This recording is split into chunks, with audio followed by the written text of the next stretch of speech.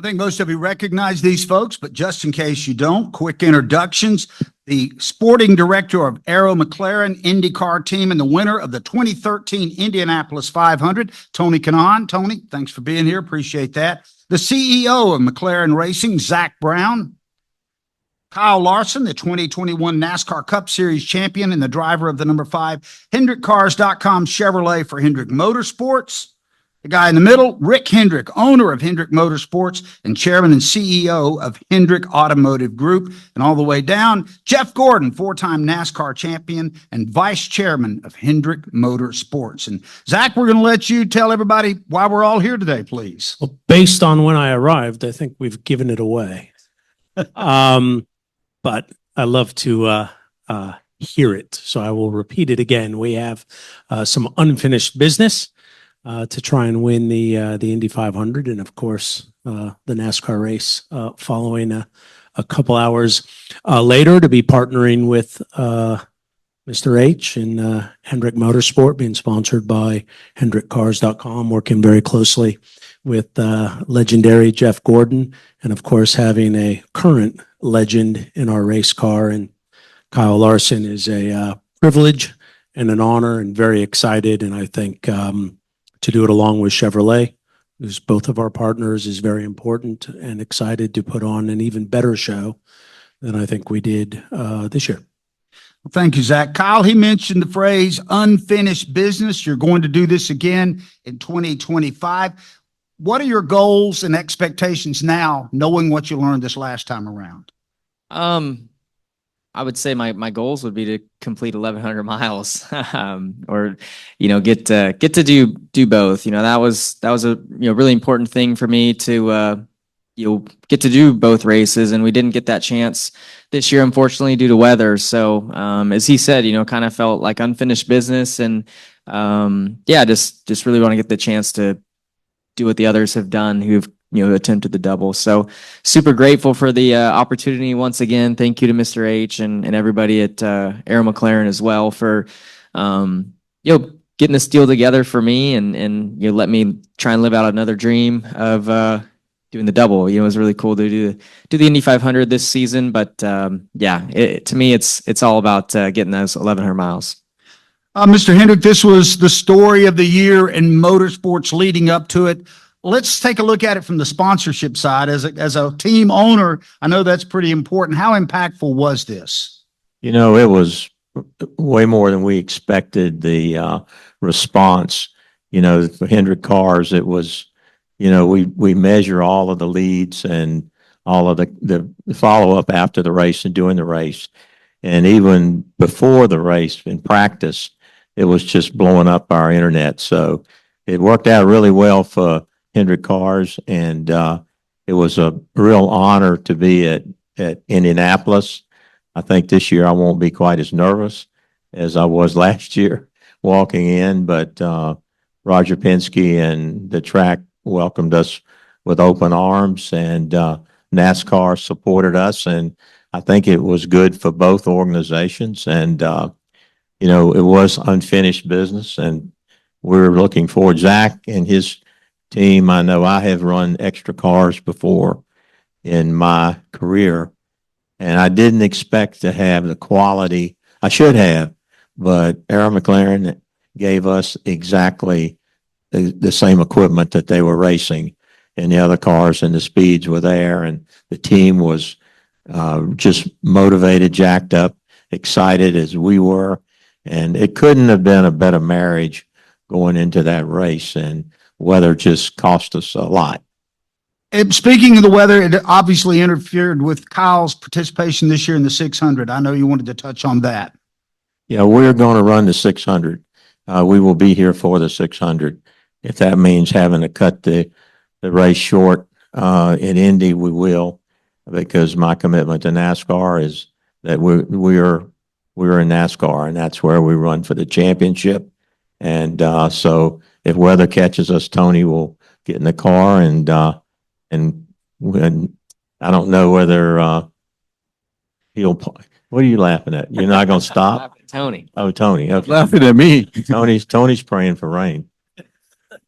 The cobwebs knocked off him.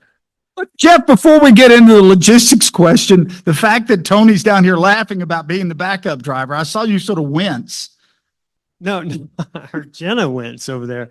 I don't think there could be a better backup driver than Tony Kanaan. I think we all hope, that doesn't happen, but, I've been out of the car for a while, so I think I share in Tony's, kind of, reaction of, when you haven't done it, and you're not out there every week and you're not practicing all month. You don't necessarily want to be called up to bat in that situation, but, when you do, I know that Tony will step up if that happens. Jeff, this is a big logistical challenge. Did you learn some things last year that'll make this one a little less challenging? Yeah, we've been working really hard back, with our engineering group, and we have figured out how to control the weather. So we have got that solved. We won't have to worry about that again. No, I mean, I'm so proud of our team for so many reasons, but logistically, right? We were involved in Le Mans the year before, Indy 500 and the double this year, and to do it the first time, there's just always things that you can do better. So the efficiencies, I thought it went really well in every aspect, but I think our whole team knows that given the chance again, now that we have that opportunity, we can do it even better. And to see Kyle, what he did this year behind the wheel, the job that McLaren did, Arrow McLaren, I'm really excited to see the results that can come from this as well.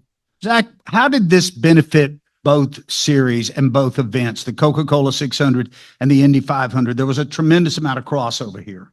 I think it benefits everybody. So I think race fans are race fans. These are the two biggest forms of motorsports in North America, if not the world. And I think race fans, just like sports fans, are passionate about sport, passionate about motor racing. You might have someone who their first choice is NASCAR, their first choice is IndyCar, their first choice is Formula One, but I think they love the crossover. That's kind of what used to happen. And I think racers, which I consider us all very much racers up here, like to see drivers in other disciplines. It used to happen all the time with the Mario Andretti's, the Dan Gurneys, the AJ Foyts, and it doesn't happen that much these days. A lot of the times the drivers don't want to do it, teams don't want to do it.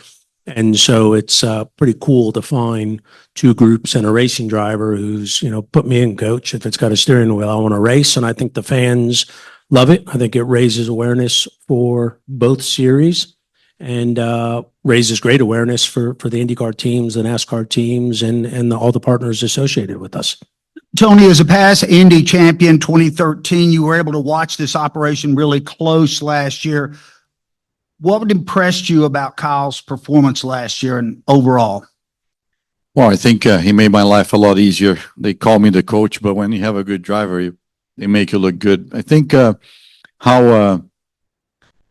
knew Kyle for a long time. We won the 24 Hours of Daytona together, and I knew how calm he was. But back then, I just thought he was young and he didn't know the car, so he just drove, the best he could. And we came to Indy, it was the same thing. How calm he was.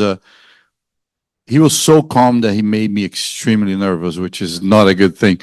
I've never thought I was gonna be so excited for someone else driving a race car. I was so nervous during the race. Zach was there with me, and it was unbelievable. So I think his calmness and his awareness of what was going on in such a new environment was pretty impressive. All right, now let's go back to Mr. Hendrick here, and Zach will follow up with you on this. Talk about this partnership a little bit of bringing a premier NASCAR team and a premier IndyCar team and the operations together, Rick. I think that was one of the things that surprised me was the respect that Zach's team had for our team and vice versa. Everybody from our side, it was a really neat blend when we got together.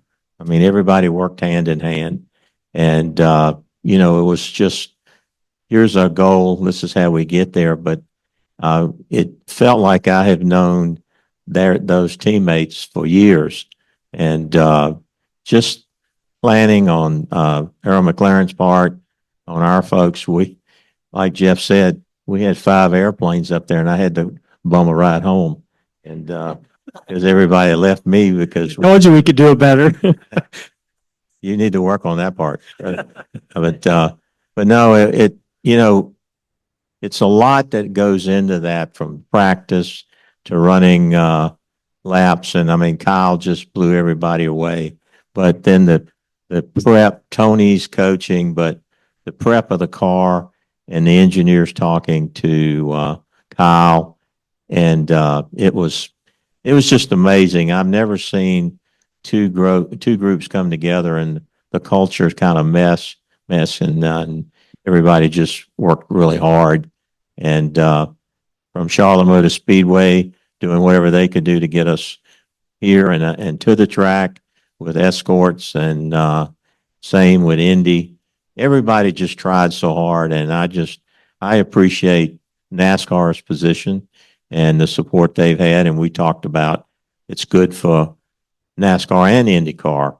And when we won up there at the Brickyard, with the Cup car, I went into the stands and there were a lot of people wearing the 1100 shirts.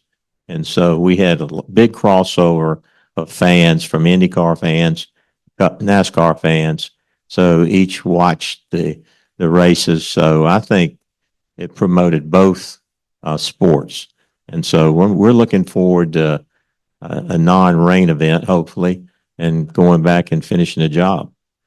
Zach, we've seen the double done before, but we've never seen this much cooperation, team to team, and it almost blended into one organization. Can you talk about that? Yeah, it was awesome. It's a lot of pressure. Feel a little bit more relaxed this time around, but when you have Hendrick Motorsport and Jeff Gordon and Kyle Larson, they know what the best looks like. And to put out an incremental car at Indy is not easy, so it comes with a lot of pressure. Chevy helped us a tremendous amount. It was great to see the Hendrick Motorsport team came and visited and did things like the pit stop, which I thought was really cool. And so, yeah, the gelling of the two organizations which was pretty seamless. So that's exciting. I think we benefited. We learned from each other, and I think if we look back at year one, there weren't the learnings are kind of small. It went really well. And, we brought Fernando Alonso, which is probably the best comparison, because also a driver who had never driven an IndyCar. I consider Fernando to be one of the best drivers in the world, and Kyle matched him. Every bit the talent around Indianapolis Motor Speedway. So the job Kyle did on track was amazing. All right, we'll open it up for questions here about the Hendrick 1100. Keep in mind, our panelists will be available for some one-on-one opportunities when the formal part of the press conference is open. Autumn and Megan have the mics. Raise your hand and they'll get a microphone to you real quick.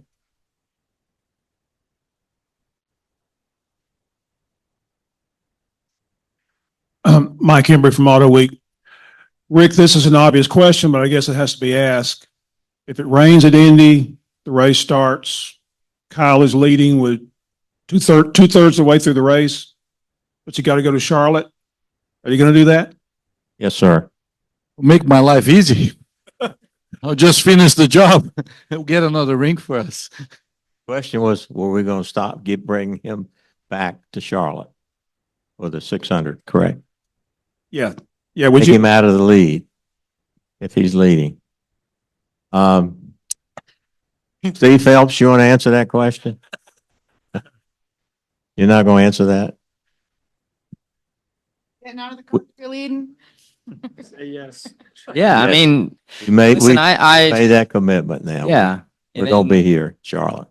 I think this year went the way it did, and I couldn't be two places at one time, although I would have loved to. But I think I owe it to my NASCAR team, as well, to get here in time to try and win, one of the biggest races of the season, and race that has the most implication to this season as well.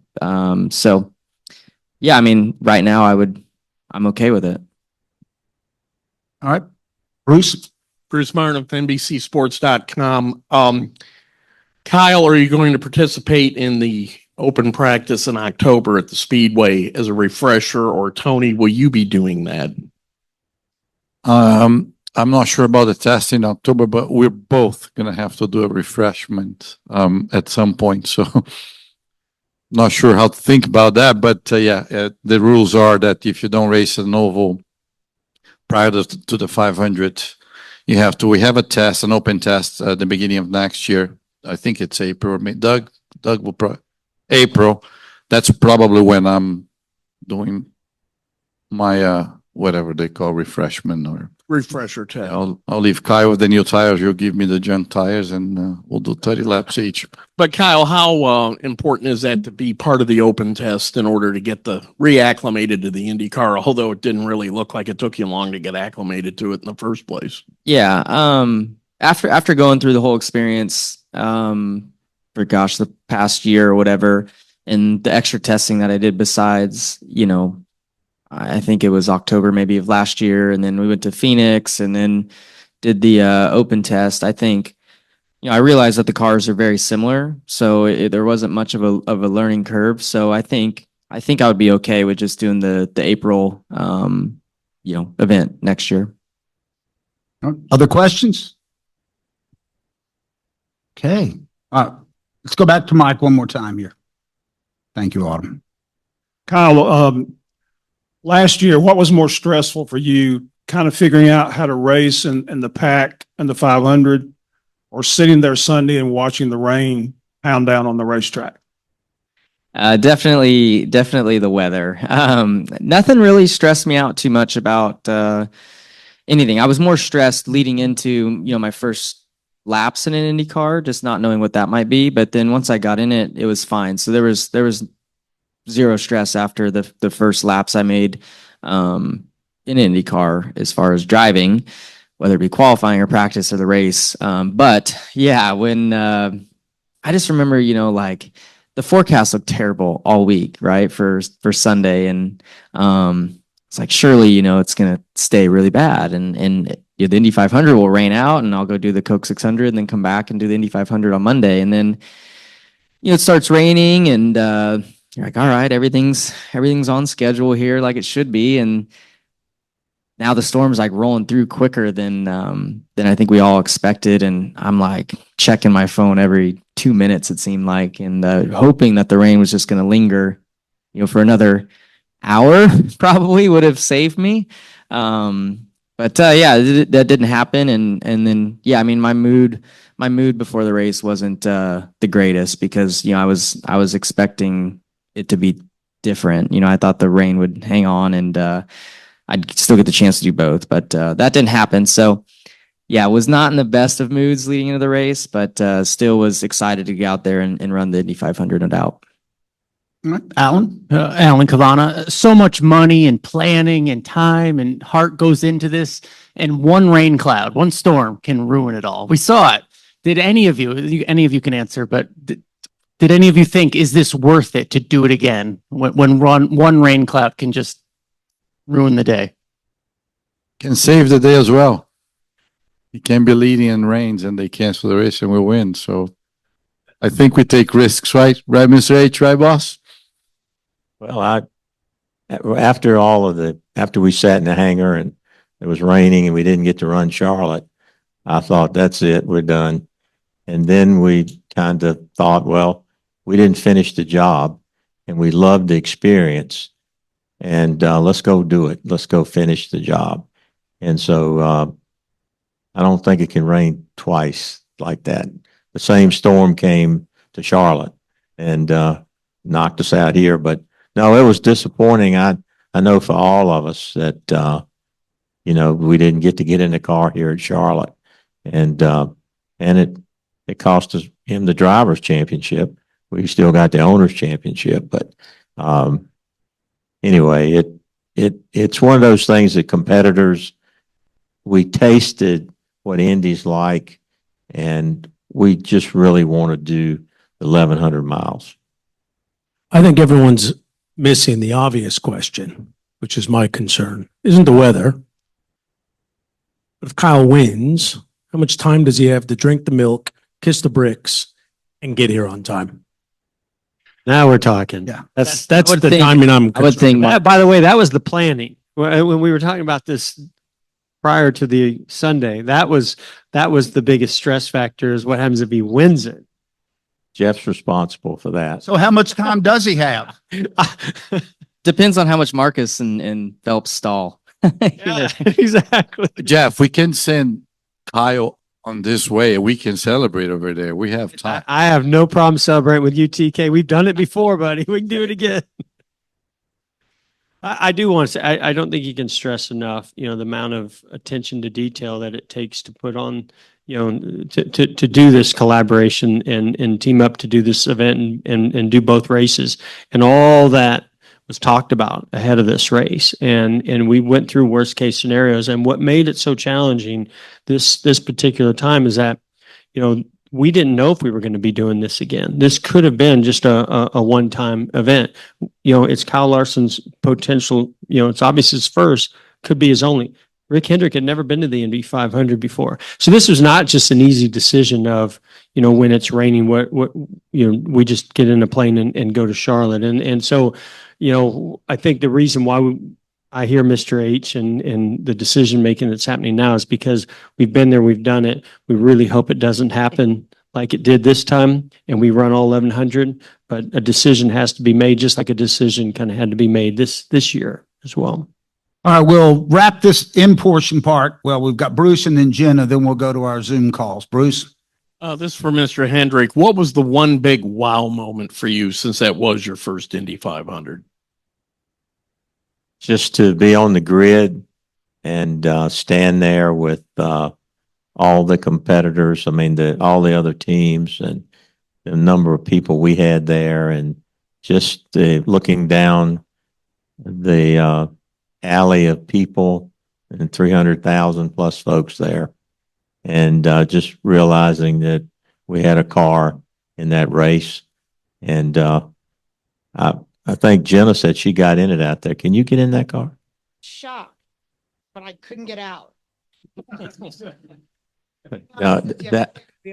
You have to take it off to go in and out. I think when you say, you know what the Indy 500 is all about, just like the Daytona 500 or the World 600. That's such a iconic moment in motorsports, and to think that we're there and participating in it. And then Kyle had done so well. I mean, it was a tremendous amount of excitement, pride, or just being there in that moment. And so I think the very beginning, when you look at all the people and just take it all in, it was kind of almost like the first time I went to Daytona and I looked around, or watched the World 600 over here as a spectator. So anyway, it was a thrill, and then to watch the preparation of the McLaren team and all the engineers sitting in there, and our engineers, and talking and communicating and planning, and it just almost like what goes on at our command center back here, doing a Charlotte or doing a NASCAR race, and the similarities. I mean, the whole experience, if you're a racer, is something that very few people get to do. So it was. I know, Jeff. I had a bad leg, and they gave me a pass, and we didn't know any better. We drove a Suburban out on the grid to get out, and everybody looked at us like we had two heads, but Roger gave me a pass to get out there because I had a bad bum knee. I still have a bum knee, so I'm going to use it again this year. We'll keep an eye out for that. By the way, speaking of the car that Jenna tried out here a moment ago, the paint schemes for the cars they will use next year are going to be completely different. Am I right on that? What I was coached up to say. Not much, I think. Well, there's the guy that's going to determine that, along with Zach approving it. But no, I think the paint scheme on the car is pretty close, and then the Cup car will probably change. Okay, fair enough. Jenna, we'll let you wrap up from in here. Kyle, I know that you, in the moment in Indy, Indy was your focus. And now that you had spotted Tyler, an entire race and the way Sunday went and 4 months have gone by. Do you have any regrets that you did not get a chance to get any points at Charlotte?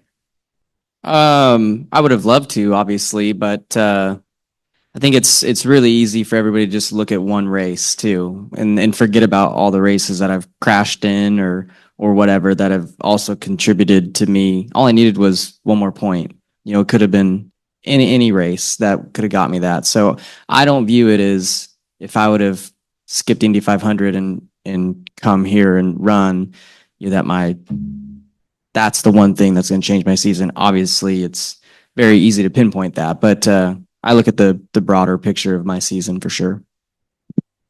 All right, we're going to switch over. We have some remote questions coming in on Zoom. First up from Fox, Bob Pockris. Bob, go ahead.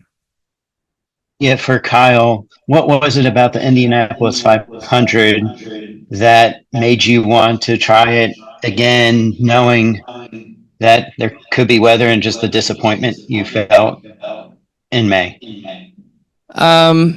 Well, I'm a positive thinker and I'm about done thinking about the weather. So I think we should all stop talking about the weather and talk about how sunny and warm it's going to be in May of 25. So no, I mean that's kind of the mindset I have in life is thinking positively about things and positive things happen. So that's where my mind is at. And yeah, I just look forward to getting another opportunity to relive the experience of the whole month of May, and even the months leading into it were amazing and moments that I'll never forget for the rest of my life. You know, getting to be there with my family and my kids, and you're getting to see them kind of realize how big of an event, you know, the Indy 500 was, and you know how cool it was to see their, you know, mom and dad flying around on helicopters and stuff, and you know, getting to races and all that, flying back and forth was cool. So I look forward to reliving it and you know, having everything go smoothly this year, which everything did go great. You know, this year minus, you know, the final 10% of the experience. So yeah, I just look forward to it. I'm grateful for sure for the opportunity, and hope to make everybody proud in both races. I think in the queue Can you now, expand we've on why- got Adam from, did you have a follow-up? Yeah, I was just wondering if, Kyle, if you can expand on what made it feel like a big event. I mean, is it just the number of people there? Is there something about the way you were embraced or what? I think there was a lot of things to me personally that made it feel so big. I think, you know, for myself, well, number one, yeah, the amount of fans that are there for the whole 2 weeks. I mean, from the opening day till carb day, like there is thousands of people there every single day. And yeah, I mean, I felt like a fan favorite, obviously, you know, being the only guy in the field to do the double that year. You know, the amount of, you know, laps and years that I've spent in Indiana racing, I felt like almost like a hometown guy, even though I'm from California. So all of that was really cool. I just felt like, you know, the whole community, racing community, whether it be American auto racing fans or fans, you know, from all over the world were cheering for me. And you know, that event too brings in fans from all over the world. So I get to see, you know, people from different countries, and you have them come up to me and tell me, you know, how they are such big fans and are cheering for me and stuff like that. So all that's really cool. And yeah, getting to have my team there, my NASCAR team get to come was a great experience also. And yeah, I mean, I could just go on and on. I mean, that event's huge. It was unfortunate that I didn't get here in time, you know, for the 600, because I think seeing the fan support that I had at the All-Star race when I got there after qualifying was awesome. But that's such a small crowd compared to what's, you know, here at Charlotte for the 600. So it would have been pretty neat to, you know, land the helicopter in the infield and feel that support. And yeah, I hope that's the last little bit of the experience I'll get to experience, you know, next year. All right, thank you, Bob. Let's move over to Adam from Motorsports Today. Adam? Yep. Thank you, Adam. Chopper Motorsports today. This is for Jeff. Jeff, you grew up in Indiana, and it's been documented in past that if your NASCAR opportunity didn't work out, you would have tried for an IndyCar career. So even with all the success that you had in the stock car at the Brickyard, could you speak on the different emotions that you may have? And I assume you felt it last year too, but just being able to field a IndyCar and the Indy 500 under the Hendrick banner with Kyle? Well, it was a little bit the opposite. I tried to be an IndyCar driver and the opportunity just wasn't there. And it was in NASCAR and the rest is history. And I'm glad it worked out the way it did. But I no doubt, I can remember as a kid going to Indianapolis for the very first time and a lot of my heroes that I grew up following, like Rick Mears and AJ Foyt. I mean, these were the guys that I looked up to. So going there for the first time as a kid was a great experience. And if you're a race car driver, you experience that at a young age, you want